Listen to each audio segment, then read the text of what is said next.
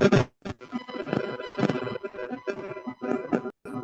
भी ऑडियंस में हमें पता है कि जब भी कभी हेल्पर टी सेल्स अफेक्ट होते हैं तो वो वायरस अंदर जाता है, फिर जाके डीएनए ट्रांसक्रिप्शन करता है, उसको चेंज करता है आरएनए में, फिर आगे जाता है, फिर उसके प्रोटीन्स बनाता है, फिर आगे निकलता है तो वो आरएनए की फॉर्म में निकल रहा होता है। ठीक है, तो मैसेंजर आरएनए बन जाता है डीएनए से। ठीक है, तो वो एक फुल लॉन्ग प्रोसेस है। ठीक है, तो जब भी कभी एक्यूट इन्फेक्शन की बात करें तो याद रखिएगा कि CD8 जो है वो फटाफट एक्यूट इन्फेक्शन में एक्ट करता है, लेकिन जो CD4 है it takes time for action. ठीक है, हेल्पर टी सेल्स टाइम लेते हैं एक्शन के लिए।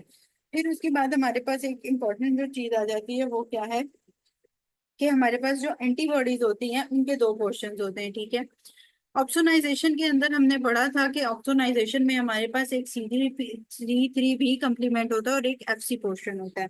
अब मैं उन दो पोर्शंस को कंसिडर करने लगी हूँ, फैब एंड FC पोर्शंस। ठीक है, तो उसकी पिक्चर एक आप लोगों को दिखा देती हूँ, उससे थोड़ा सा इजी टू लर्न हो जाएगा।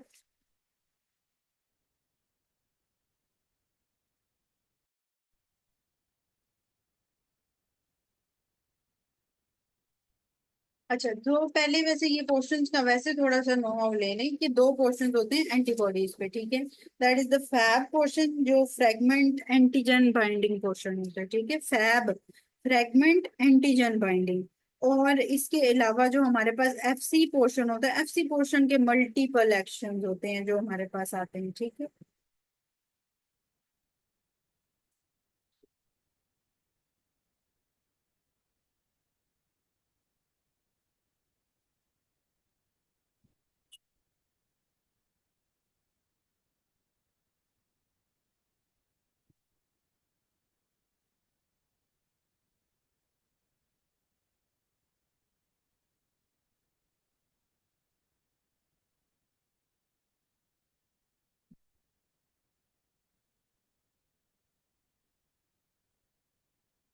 ठीक है, तो ये हमारे पास दो पोर्शंस होते हैं।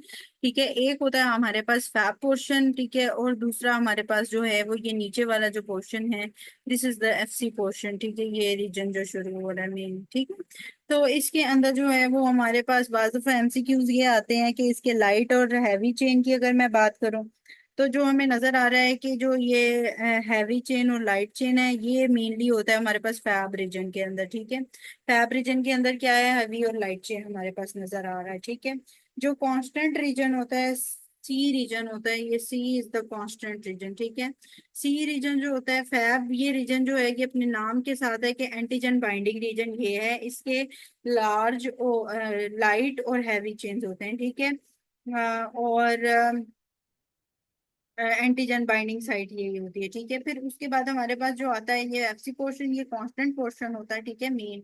ठीक है, यहाँ पे क्या होता है, कंप्लीमेंट बाइंडिंग होती है या मैक्रोफेज बाइंडिंग होती है।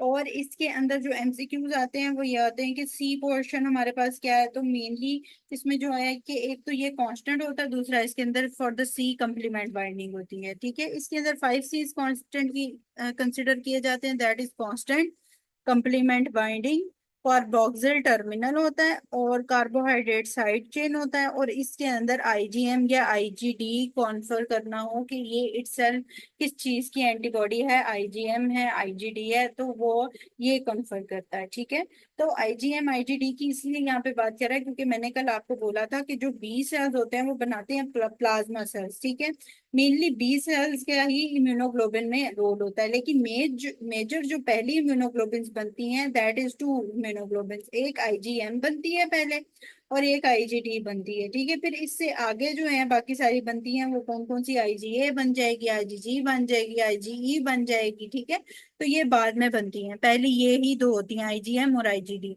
अब होता क्या है कि जो FC पोर्शन है यहाँ पे ये कंप्लीमेंट बाइंडिंग को एरिया भी होता है, ये शो करता है कि IgM है या IgD है, जिससे फर्दर आगे जो है वो चेंज अप होना होता है। ठीक है, तो ये जो चीजें वो हैं वो याद रखिएगा विद दिस डायग्राम के हमारे पास दो पोर्शन आ जाते हैं, और उसके अलावा FC रीजन और फैब पोर्शन में क्या फर्क है और क्या वो करता है। ठीक है, तो ये कुछ MCक्यूज आते हैं एंटीजन बाइंडिंग के साथ और कॉम्प्लीमेंट बाइंडिंग के साथ। ठीक है, तो ये इम्पोर्टेंट। जी,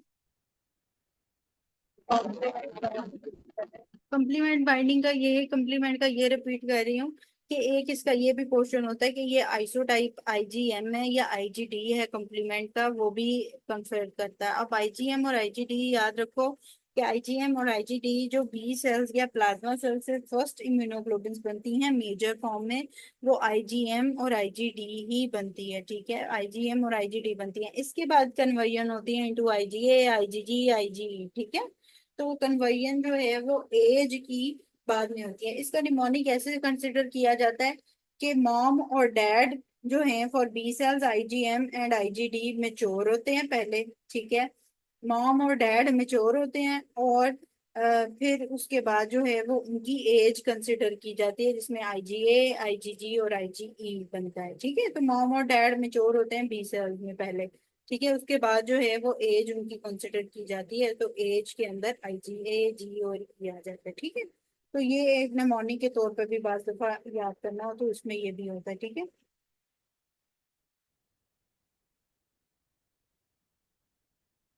फिर उसके बाद यहीं पे मैं आपको आइसोटोप्स के लिए आज से बता दूं, अगर कि आईजीएम, आईजीडी और आईजीजी क्या होती हैं, तो उसके अंदर क्या है हमारे पास।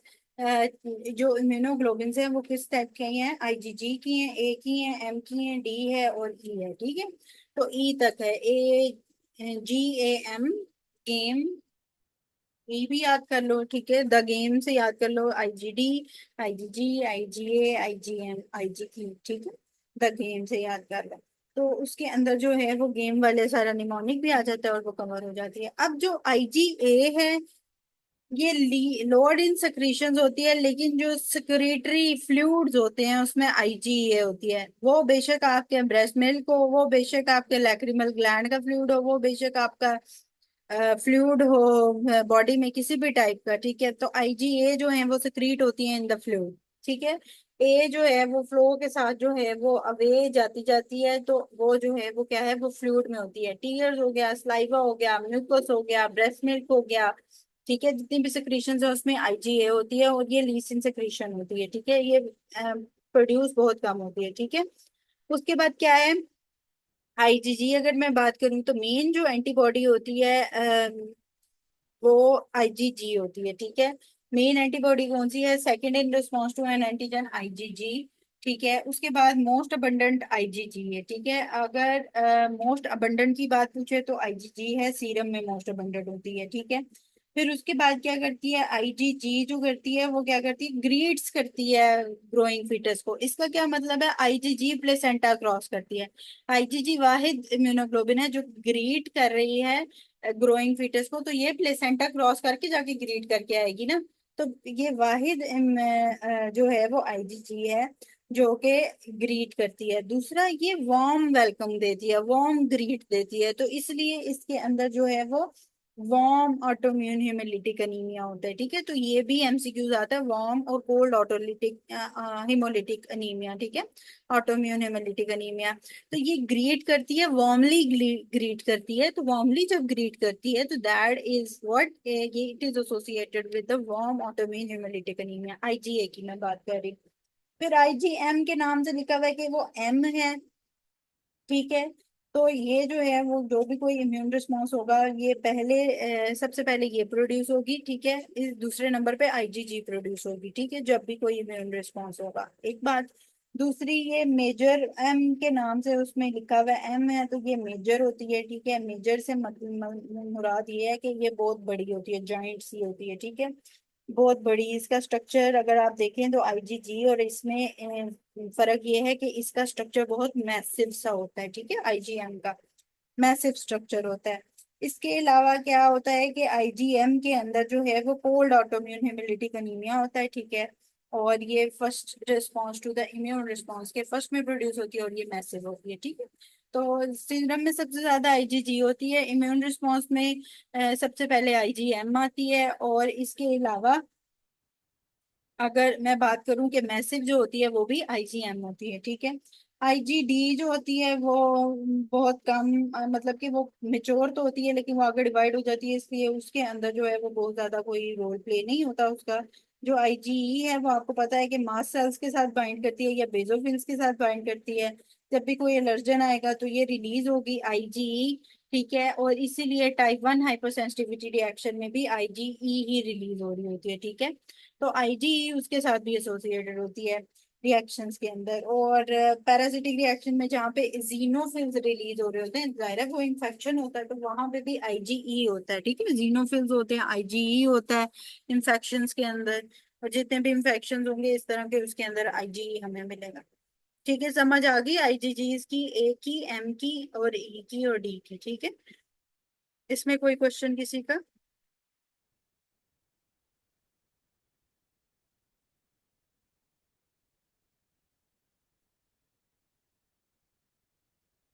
ठीक है, ओके, समझ आई है, ओके ठीक है, सही है, फाइन।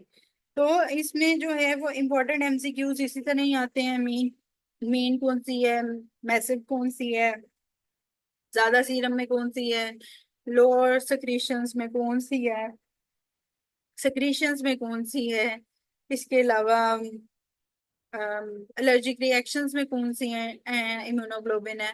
तो ये एमसीक्यूज आते हैं जो मैंने आपको इस तरह थ्योरी वाइज जो है वो उसमें बताया है। ठीक है, तो और जब हम एमसीक्यूज उसमें करेंगे तो वो और इजी हो जाएगा। ठीक है, तो एंटीबॉडीज के अंदर हमारे पास ये आ जाता है। फिर हमारे पास आते हैं हाइपर सेंसिटिविटी रिएक्शंस। ठीक है, अच्छा, कंप्लीमेंट फिक्सेशन के लिए भी हमारे पास। मैम, जी, ये जो आईजीए है ये आपने कहा था लोअर इन सिक्रीशंस है एंड देन सीक्रेटरी जो फ्लूइड्स होते हैं उनमें ज्यादा होती है। लोअर ये इन कंफ्यूजिंग नहीं है थोड़ा? मतलब ये कि ये इसकी सिक्रीशन सबसे कम होती है इनटू द सीरम ना, सीरम में लीस्ट होती है ये आईजीए, और सिक्रीशंस में ज्यादा होती है। ठीक है, मतलब लोअर इन सिक्रीशंस का मतलब कि सीरम में ये कम सिक्रीट आउट होती है, वैसे जो बाकी सिक्रीशंस हैं जैसे कि सलाइवा की टीयर हो गया, ब्रेस्ट मिल्क हो गया, सिक्रीशंस के अंदर ये इटसेल्फ ज्यादा होती है, सीरम में कम होती है। ठीक है, और मैम सीरम में ज्यादा आईजीजी होती है? हाँ, सीरम में जो है वो ज्यादा आईजीजी होती है और मैसिव जो होती है वो आईजीएम होती है। Okay, fine. ठीक है, अच्छा, फिर इसके बाद हमारे पास आ जाता है कि हम, अगर मैं बात करूं विद हाइपर सेंसिटिविटी रिएक्शन, तो पहले हम उनको कर लेते हैं डिस्कस। जो हाइपर सेंसिटिविटी वन है ना, that is very much easy, कि वो एनाफाइलैक्टिक रिएक्शन है। ठीक है, हाइपर सेंसिटिविटी वन का आपको पता है कि एनाफाइलैक्टिक रिएक्शन जितने भी होते हैं बॉडी में, that is associated with hyper sensitivity reaction, जिसमें बी स्टिंग हो गया, जिसमें किसी ड्रग का रिएक्शन हो गया। ठीक है, उसके अंदर एनाफाइलैक्टिक रिएक्शन होता है। और फौरी फौरी जो इस तरह हमारे पास रिएक्शन आता है उसके अंदर हम क्या लगाते हैं इमरजेंसी कंडीशंस में? I am adrenaline. I am adrenaline बता रहे होते हैं। ठीक है, तो हाइपर सेंसिटिविटी वन जो है वो एलर्जी के साथ है। अब जो हाइपर सेंसिटिविटी 3 और 2 है उसके अंदर में आप लोगों के साथ ग्रुप में भी एक पिक्चर किसी ने शेयर की हुई थी, एसएलई वाली ना। तो वो एक वो थोड़ी सी स्टोरी वाइज उसको कर लेते हैं। जो हाइपर सेंसिटिविटी 3 है उसके अंदर क्या क्या आता है कि ये जो स्टोरी वाइज जो मैंने खुद भी किया हुआ है उसमें यही है। ठीक है, एक लड़की है जिसका नाम है एसएलई। ठीक है, ये मैं लड़की का नाम लगी जैसी भी बनी। ठीक है, और उसने ये बैंड पहना हुआ है 3 वाला।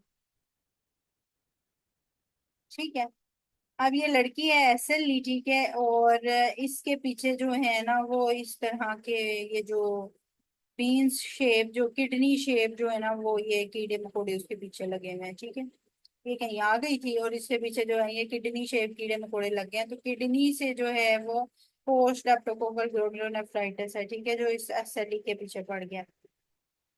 ठीक है, किडनी से क्या है, पोस्ट स्ट्रेप्टोकोकल ग्लोमेरुलोनेफ्राइटिस है जो कि इस एसएलई के पीछे पड़ गया। वहां पे ये गई हुई थी फॉर्म के अंदर। ठीक है, फॉर्म के अंदर थी, वहां पे वो ये थी, तो वहां पे जो है ना वो फॉर्मर का बच्चा भी था। ठीक है, तो वहां पे जो फॉर्मर का बेटा था, ठीक है, फॉर्मर का बेटा है ये। ठीक, ये जो फॉर्मर का बेटा है, ठीक है, इसको जो अगर कोई लंग डिजीज होगी तो उसके अंदर हम उसको कहेंगे फॉर्मर लंग। ठीक है, फॉर्मर लंग, फॉर्मर का बेटा है तो उससे जो एक डिजीज आ जाती है यहाँ पे, कौन सी आ जाती है, फॉर्मर लंग। ठीक है, दूसरा क्या कर रहा है कि उसने देखा कि वो लड़की को जो है वो कीड़े तंग कर रहे हैं, तो उसने अपनी तरफ से जो है ना वो एंटी थाइमोसाइड ग्लोबुलेंस, ठीक है, उसने अपनी तरफ से जो है ना ये गुलेल टाइप थाइमोसाइड ग्लोबुलेंस जो है ना, ये फेंके उस पे।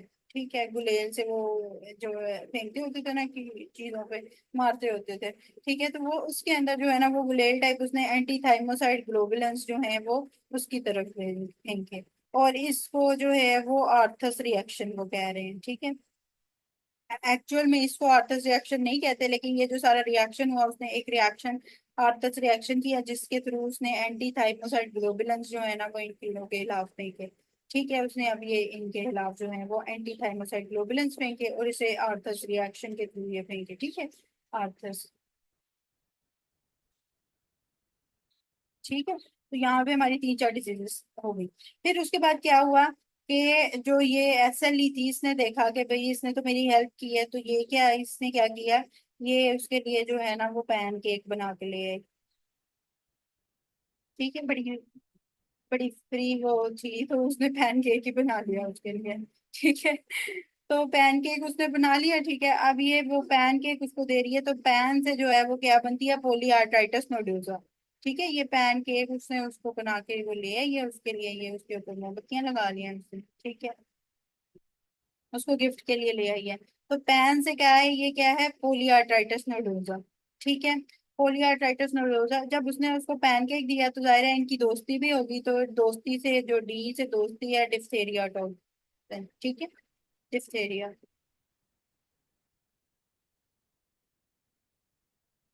ठीक है, तो ये स्टोरी है for the type 3। Type 3 hypersensitivity reaction के अंदर ये सारी डिजीज के एमसीक्यू तो आपको आते भी हैं और ये पूछी जाती हैं। ठीक है, सेल्यूलर की थी, उसके पीछे पोस्ट अपोकोकल ग्लोमेरुलोनेफ्राइटिस पड़ गया। और उसने क्या किया, उसने जो है वो आर्थस रिएक्शन के थ्रू, वो फॉर्मर का बेटा था, उसने आर्थस रिएक्शन के थ्रू एंटी थाइमोसाइड ग्लोबुलिन फेंके वो पोस्ट अपोकोकल ग्लोमेरुलोनेफ्राइटिस के खिलाफ। ठीक है, इसके अलावा क्या हुआ कि जो उसने फिर देखा कि इसने हेल्प की है, उसने पैनकेक बना दिया और उनकी दोस्ती होगी, तो दोस्ती से डिphtheria और पैन से पैन एंड पोलियाटाइटिस में हो गया। ठीक है, तो ये जो है for the type 3 reaction. Okay, तो टाइप 3 के साथ जो है वो ये वाली डिजीजेस एसोसिएट होंगी और यही एमसीक्यूज आपको आएंगे। फिर उसके बाद जो है वो एक और पिक्चर ग्रुप में भी आई थी, that is the type 2 hypersensitivity reaction. उसमें क्या है कि वो एक जो ग्रुप में पिक्चर शेयर की थी वो तो बड़ी अच्छी सी है। ठीक है, वो ये एक बंदा बना रही हूँ, उसका नाक है, मुंह है, और ठीक है, ये उसकी आंखें हैं। ठीक है, उसके बाद जो है क्या है कि सामने इसका जो है यहाँ से एक मसल अगर मैं जनरेट करूँ, तो उसके बाद जो है ये क्या कर रहा है, ये थम्स अप कर रहा है।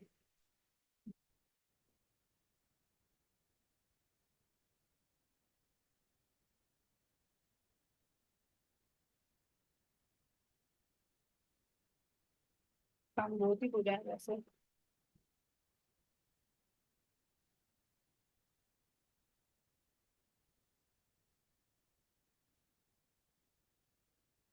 ठीक, जैसे भी थम्स अप कर रहे हो। ठीक है, उसका अंगूठा बेचारे का जो है वो मैंने बताया क्या है क्या। ठीक है, तो वो थम्स अप दे रहा है। और ये एक बंदा है, ठीक है, जो कि आंखें उसकी बना दी, आंखों से देख रहा है, और इसके अलावा जो है वो उसका गला भी खराब हो रहा है। ठीक है, पीछे गले का भी प्रॉब्लम चल रही है उसकी, और वो थम्स अप भी कर रहा है। तो उसमें क्या क्या अब इन्वॉल्व हो जाएगा, अब इसमें जो इन्वॉल्व होगा वो ये इन्वॉल्व होगा कि इसमें इन्वॉल्वमेंट क्या क्या आएगी कि आंखों से जो है वो ग्रेव्स डिजीज आएगी। ठीक है, ग्रेव्स डिजीज आपको पता है कि जो हो जाती है हमारे पास हाइपरथायराइडिज्म में। ठीक है, उसमें क्या होती है, ग्रेव्स ऑफ्थेल्मो। ठीक है, ग्रेव्स ऑफ्थेल्मोपैथी या ग्रेव्स ऑफ्थेल्मोप्लेजिया उसको कहा जाता है। ठीक है, तो ग्रेव्स डिजीज के अंदर हमारे पास आई इन्वॉल्वमेंट आती है। एक बात, फिर इसके गले में भी प्रॉब्लम चल रही है पीछे, तो जो गले में है वो फ्रेंजाइटिस के बाद क्या हो रहा होता है, रोमेटिक फीवर हो रहा होता है। ऐसे ही है, रोमेटिक फीवर जो है वो फ्रेंजाइटिस के बाद आ रहा होता है, तो उसके अंदर एक ये चीज आ गई। फिर इसके अंदर मैंने क्या उसका बनाया, उसका मसल बनाया, तो मसल वीकनेस से क्या आएगा, माइस्थीनिया ग्रेविस आ जाएगा। ठीक है, फिर उसके बाद जो है वो क्या है कि इसके अंदर जाहिर है ये खाली मसल ही तो नहीं है ना, मसल ही तो नहीं है, इसके अंदर ब्लड वेसल्स भी हैं। तो अगर कोई एग्जामिनर या कोई बंदा इस तरह अपना हाथ आगे करता है, वो आपको दिखा रहा है, ठीक है, थंब अप कर रहा है, और आप उसकी जो है वो ब्लड वेसल्स भी मॉनिटर करते हैं, सारा कुछ करते हैं, ठीक है। तो जब ब्लड वेसल्स भी आपने मॉनिटर करनी, तो ब्लड वेसल्स के अंदर क्या क्या आ जाएगा, उसके अंदर डिफरेंट रिएक्शन, जैसे एबीओ इनकम्पेटिबिलिटी आ जाएगी, haemolytic reaction, ABO haemolytic reaction जो आ जाएगा, आरबीओ आरएचओ जो हिमोलिटिक रिएक्शन है, ठीक है, वो आ जाएगा। इसके अलावा जो है वो हमारे पास आ जाएगा एंटीबॉडी इन द ब्लड, जो भी हम काउंटर करेंगे, या ऑटोम्यून या ट्रांसफ्यूजन रिएक्शन जो है वो हमारे पास इसमें आ जाएगा, ठीक है। तो ब्लड के साथ, ब्लड वेसल्स के साथ मल्टीपल चीजें, जैसे हिमोलिटिक रिएक्शंस हैं, इसके अलावा एंटीबॉडीज हैं इन द ब्लड, इसके अलावा जो है वो ऑटोम्यून रिएक्शन या ट्रांसफ्यूजन रिएक्शन जो है वो टाइप 2 हाइपरसेंसिटिविटी के साथ आ जाते हैं, ठीक है। ट्रांसफ्यूजन रिएक्शन जो है वो टाइप 2 हाइपरसेंसिटिविटी के साथ हमारे पास आ जाते हैं, ठीक हो गया। अब इसके अंदर जो है वो हमने ये सारी चीजें कर ली। फिर उसके बाद क्या है, वो थम्स अप दे रहा है। तो थम्स अप से है वो कह रहा है कि गुड, आपने बहुत अच्छा मुझे चेक किया, देखा है, आपने मेरी सारी डिजीजेस चेक कर ली है, तो वो गुड दे रहा है, that is the Goodpasture's, ठीक है, गुड्स पास्चर सिंड्रोम। तो गुड्स पास्चर सिंड्रोम भी इसी में ही आ जाता है, ठीक है। ग्रेव डिजीज भी आ जाती है, रुमेटाइड रुमेटिक फीवर आ जाता है, मसल से माइस्थीनिया ग्रेविस आ जाती है, उसके अंदर ब्लड वेसल से डिफरेंट हमारे पास हिमोलिटिक रिएक्शन, ट्रांसफ्यूजन रिएक्शंस आ जाते हैं, और फिर गुड पास्चर सिंड्रोम भी आ जाता है, जिसके अंदर वो जो है वो थम्स अप करता है और आपको जो है वो गुड देता है कि शाबाश, आपने बहुत अच्छा मुझे चेक किया है, ठीक है। टाइप 2 हाइपरसेंसिटिविटी रिएक्शन में मेनली ये आ जाता है।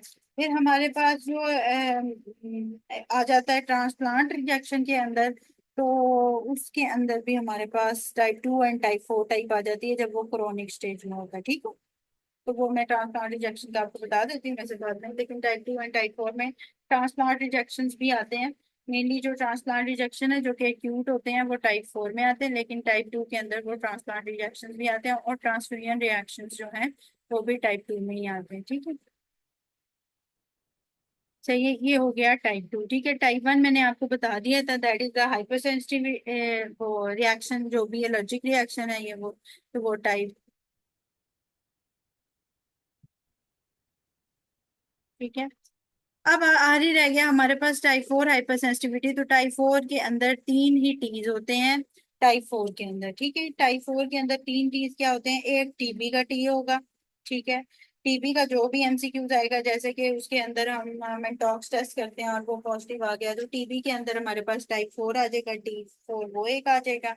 दूसरा हमारे पास जो है वो टाइप 4 के अंदर अगर मैं बात करूं, तो उसके अंदर हमारे पास जो दूसरा टी है, that is along with what, तो उसके अंदर हमारा आ जाएगा टाइप 1 डायबिटीज आ जाएगा, ठीक है।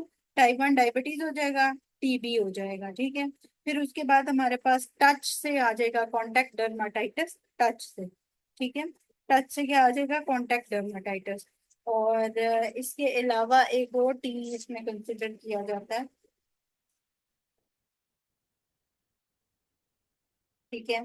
तो जो टी है आ रही वो है ट्रांसप्लांट रिजेक्शन, जो मैंने आपको बताया कि एक्यूट रिएक्शंस में ट्रांसप्लांट रिएक्शन होता है, that is the last one T, ठीक है। तो टीबी क्या मेंटॉक्स टेस्ट आ जाए या टीबी आ जाए, दैट इज द टाइप 4 का एक बात। दूसरी बात, transplant reaction, that is the acute and chronic, दोनों ट्रांसप्लांट रिएक्शंस में आ सकते हैं।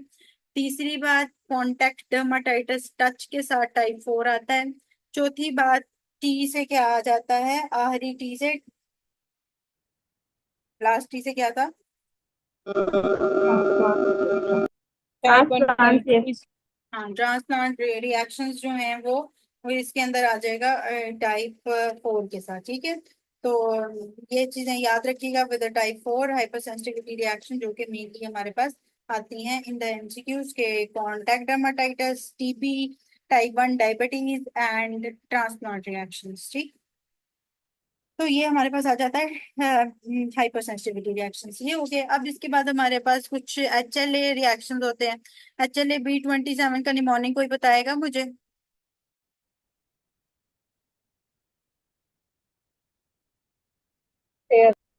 पेयर का निमोनिक होता है, उसके अंदर ओपन अप करके आप बताएं कि उसमें क्या होता है। पेयर निमोनिक मैंने पूछा डॉक्टर नीला जी, पेयर में क्या क्या आता है। जिसने पेयर बोला है वही बताए। psoriatic arthritis और ankylosing spondylitis और IBD and reactive bursitis। Arthritis Activa. ठीक है। और डॉक्टर नीला, रेटर सिंड्रोम हम कब कहते हैं, किस कंडीशन में?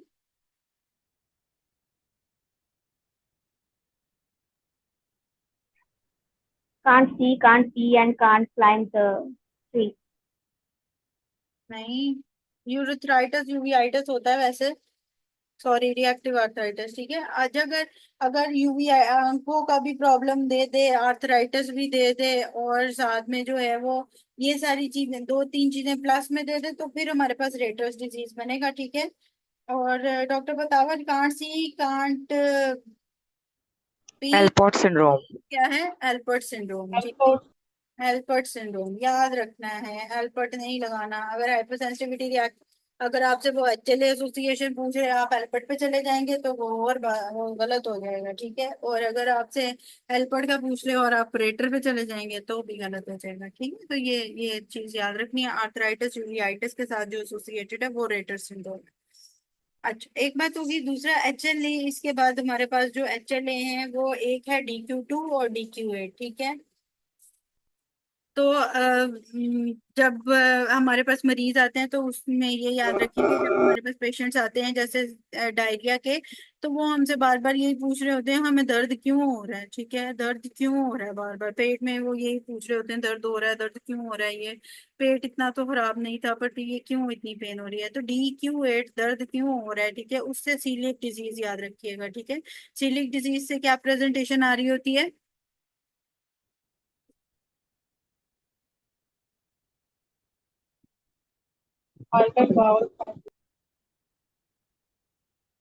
ठीक है, अल्टर बाउल सिम्टम्स आ रहे होते हैं। इसके अलावा सीलिक डिजीज के अंदर हमें पता है कि हमने ग्लूटेन फ्री डाइट वगैरह देनी होती है। ठीक है, डायरिया के साथ प्रेजेंट कर रहा होता है, तो दर्द क्यों हो रहा है से याद कर लें कि जो है वो क्या एसोसिएशन है सीलिक डिजीज की। ठीक है, DQ2 DQ8 दोनों इसमें आते हैं सीलिक डिजीज में। ठीक है। तो एचएलए के अंदर एक हमारे पास एचएलए के अंदर क्या हो गया, HLA-B27 हो गया। फिर हमारे पास हो गया DQ2 और DQ8। फिर आता है HLA-DR3। एक्चुअली DR3 जो होता है, DR3 में तीन उसके अल्फाबेट का एक स्पेशल डिजीज होती है, दैट इज द SLE। ठीक है। सबसे मोस्ट इम्पोर्टेंट DR3 के अंदर SLE काउंट की जाती है। ठीक है। इसके अलावा उसमें डायबिटीज, DM टाइप 1। ठीक है, तो ये भी मैंने तीन चीजें लिखी हैं, DM टाइप 1। तो ये भी इसी के अंदर आएगा DR3 में। SLE भी DR3 में आएगा। फिर इसके अलावा जो होता है वो हॉशिमोटो थायराइडाइटिस और एडिसन्स डिजीज इसमें आ रहा होता है। हॉशिमोटो थायराइडाइटिस और एडिसन डिजीज असल में HLA-DR4 में भी आ रहा होता है, तो इसलिए डायबिटीज टाइप 1 भी उसमें मेनली आ रहा होता है। तो जो मेन DR3 है उसके अंदर जो है वो तीन अल्फाबेट वाली डिजीज SLE मोस्ट इंपॉर्टेंट है। इसके अलावा डायबिटीज टाइप 1, हाशिमोटो थायरोडाइटिस, या अगर मैं बात करूं एडिसन डिजीज की, तो वो हमारे पास DR3 और DR4 दोनों में आ रही होती है। फिर जो DR4 में इम्पोर्टेंट चीज है वो क्या है कि DR4 अगर मैं लिखूं तो रूम की अगर जो वॉल्स होती हैं वो 4 होती हैं, उससे जो है वो रूम की वॉल से जो है वो रिमोटॉइड आर्थराइटिस याद कर रहे हैं, रूम से रिमोटॉइड आर्थराइटिस। ठीक है। तो रूम की वॉल्स जो होती हैं वो 4 होती हैं, तो रूम से रिमोटॉइड आर्थराइटिस। ठीक है। तो मेन इंपॉर्टेंट जो HLA-DR4 में होता है, HLA-DR4, तो HLA-DR4 लिखा हो या DR4 के अंदर, तो उसके अंदर जो मीन है वो हमारे पास रिमोटाइड आर्थराइटिस है, रूम्स की 4 वॉल से याद कर ले। ठीक है। तो वो रूम्स की जो है वो 4 वॉल से आप याद कर लें कि उसके अंदर जो है वो हमारे पास रिमोटाइड आर्थराइटिस है। ठीक है। तो ये जो है वो इजी टू लर्न है, कुछ चीजें जो HLA-DR3 और DR4 के साथ है। फिर एक जो बिल्कुल ही अलग से है, that is the Behcet disease. Behcet disease जो है वो HLA-B5 के अंदर हमें मिलता है। ठीक है। B5 के नाम से ही उसमें है कि ये बेशर्ट डिजीज।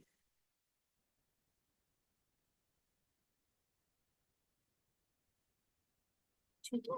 तो बेशर डिजीज का पूछे तो दैट इज द B5। ये भी एमसीक्यूज आता है। एमसीक्यूज D3 का भी आता है, DR4 का भी आता है, और इसके अलावा B27 है, चले B27 का आता है, और सीलियक डिजीज का DQ8 और DQ2 ये भी आता है। ठीक है, तो ये एमसीक्यूज वाइज भी इंपॉर्टेंट है और ये एमसीक्यूज में आते हैं।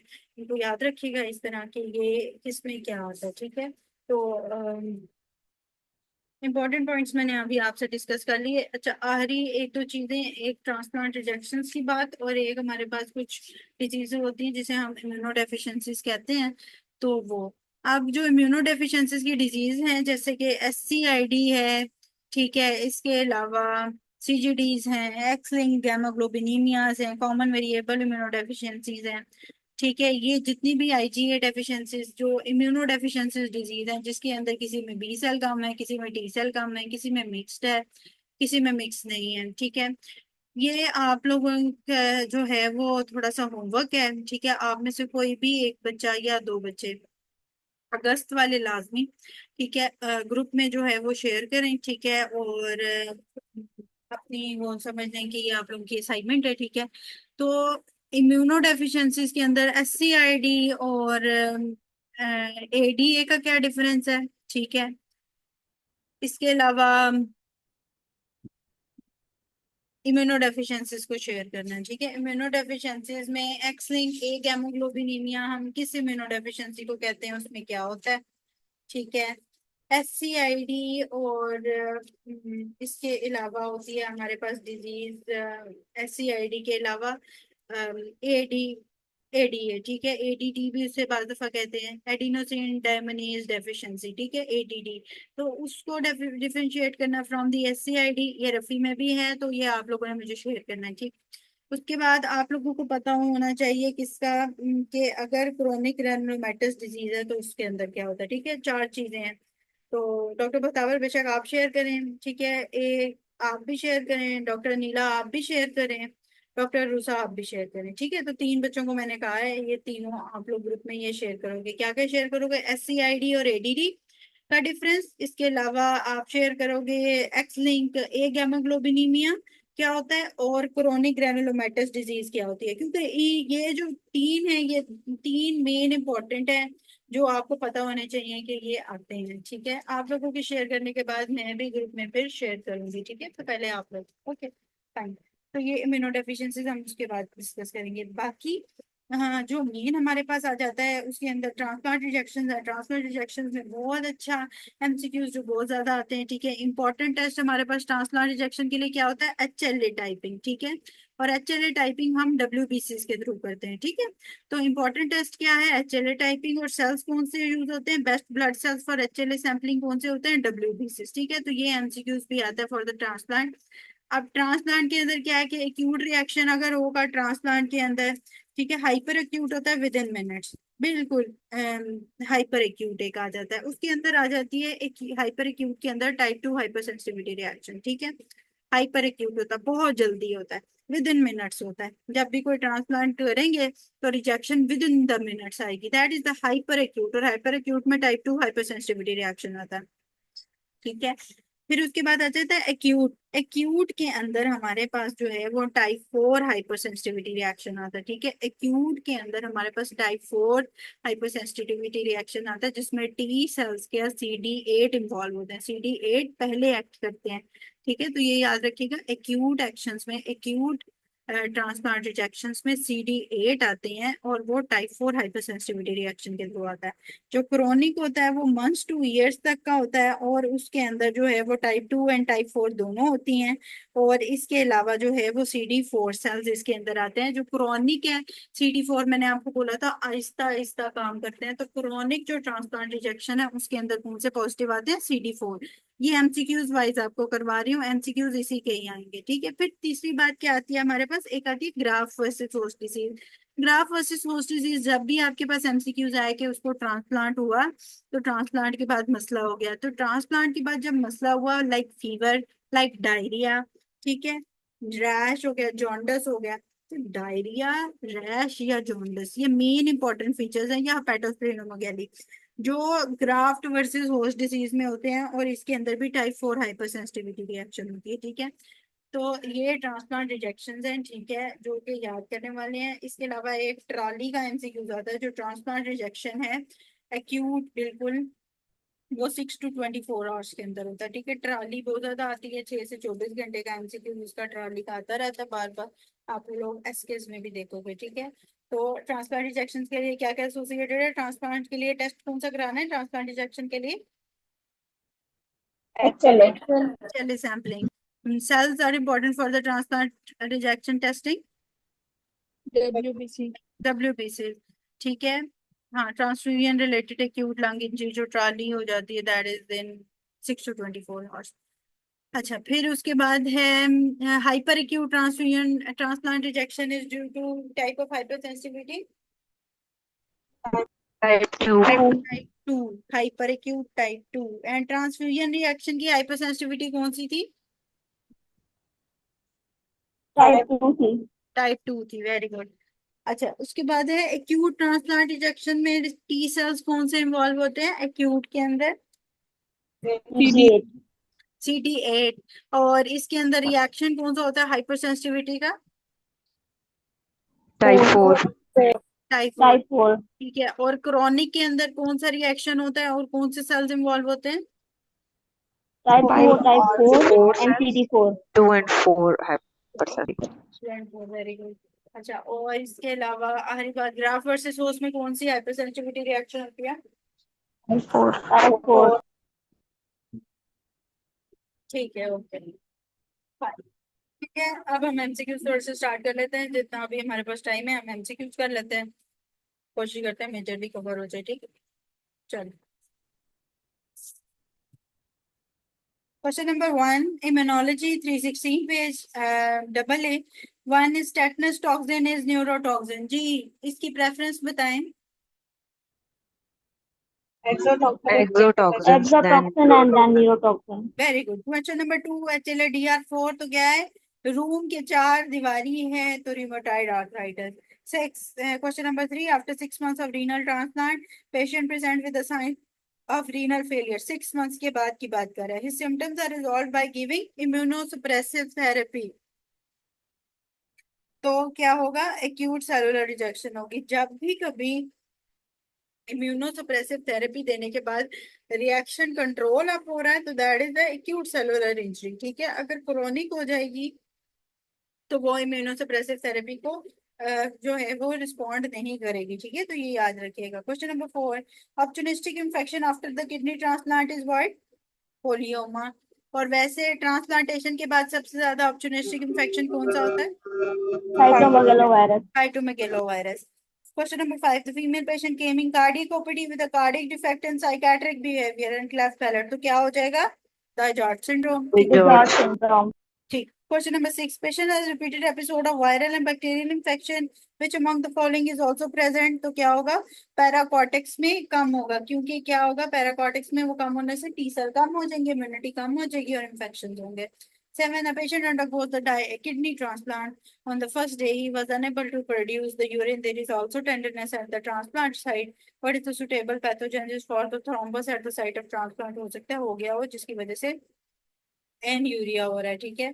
इसके बाद क्या है? Question number 8, the patient present with arthritis having the joint pain and morning stiffness, CCP being raised, ANA negative. There is also a precursor protein which stain red on the Congo stain. तो कौन सी precursor protein होती है?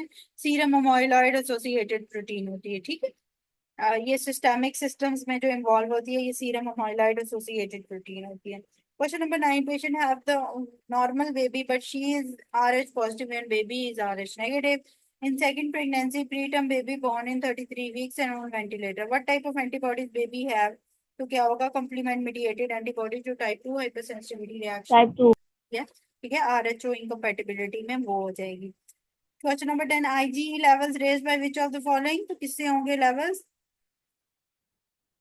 liver sick ये parasitic infection से, जिसमें जीनोफिल्स mainly आ रहे होते हैं लिवर फ्लूक से। क्वेश्चन नंबर 11, NK सेल्स क्या करती हैं? ये एंटी ट्यूमर सेल्स हैं और ये क्या करते हैं? किल कर देते हैं कैंसरस सेल्स को। Question number 12, the passive immunization किससे अचीव होती है? IV इम्यूनोग्लोबिन से पैसिव इम्यूनाइजेशन अचीव होती है, जिसमें अंदर परफॉर्म्ड एंटीबॉडीज पड़े हुए होते हैं। Question number 13, appendicitis patient having fever, what is mediated by fever, किससे होता है? साइटोकाइन से। ठीक है। Question number 14,